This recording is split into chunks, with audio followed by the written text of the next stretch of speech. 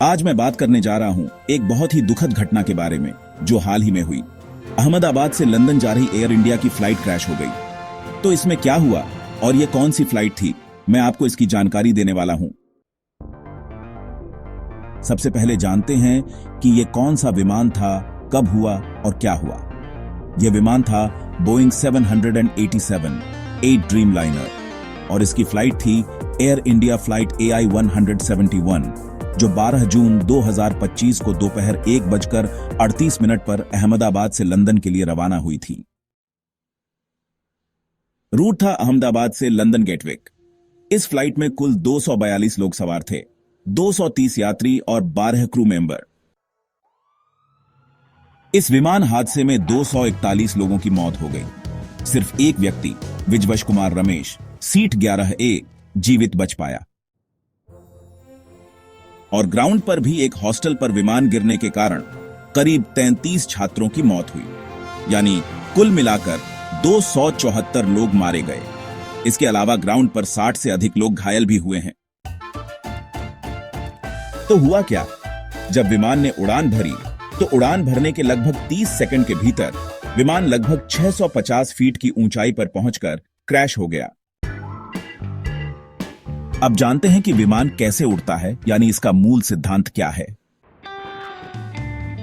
जब विमान उड़ता है तो 4 मुख्य बल काम करते हैं। पहला होता है लिफ्ट, यानी ऊपर उठाने वाली ताकत जो विमान के पंखों से उत्पन्न होती है। दूसरा होता है वजन, यानी नीचे की ओर खींचने वाली ताकत। जितना ज्यादा वजन होगा, जैसे ज्यादा लोग या ज्यादा ईंधन, उतनी ही ज्यादा ग्रेविटी से नीचे की ओर ताकत लगेगी।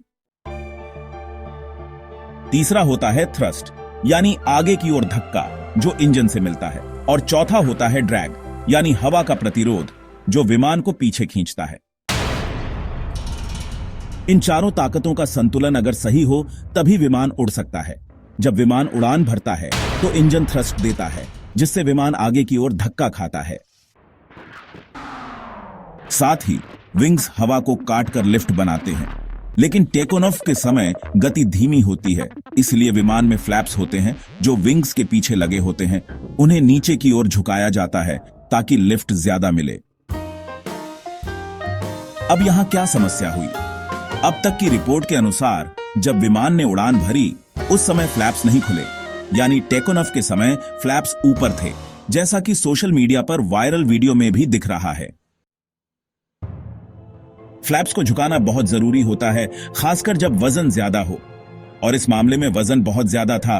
230 से अधिक यात्री और ईंधन भी लगभग 1,25,000 लीटर था। इसके अलावा बाहरी तापमान बहुत अधिक था, जिससे हवा पतली हो जाती है और लिफ्ट और भी कम हो जाती है।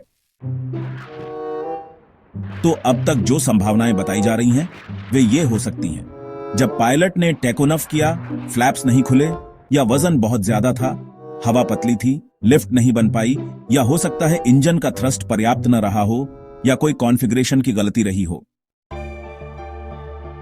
तो इस सब के कारण विमान ऊंचाई नहीं पकड़ पाया और कुछ ही सेकंड में नीचे गिर गया। अब हमें इससे क्या सीख मिलती है? चाहे विमान कितना भी बड़ा या नया क्यों ना हो, टेक ऑफ के समय अगर फ्लैप्स जैसी जरूरी चीजें सही ना हो तो उड़ान सफल नहीं हो सकती।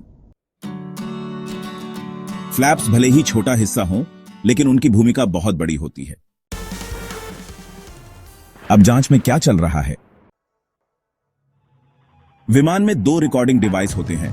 पहला फ्लाइट डेटा रिकॉर्डर जो मिल चुका है, और दूसरा कॉकपिट वॉइस रिकॉर्डर जिसकी खोज अभी जारी है। इनसे हमें यह पता चलेगा कि क्रैश के समय विमान का कॉन्फ़िगरेशन क्या था। जांच में ये बातें देखी जा रही हैं: टेक ऑफ के समय क्या दोनों इंजन सही काम कर रहे थे? क्या इंजन का थ्रस्ट पर्याप्त था? क्या फ्लैप्स नीचे आए थे? क्या लैंडिंग गियर बंद था या खुला? और सबसे जरूरी, क्या विमान की समय पर मेंटेनेंस हुई थी? इन सभी पहलुओं की जांच हो रही है।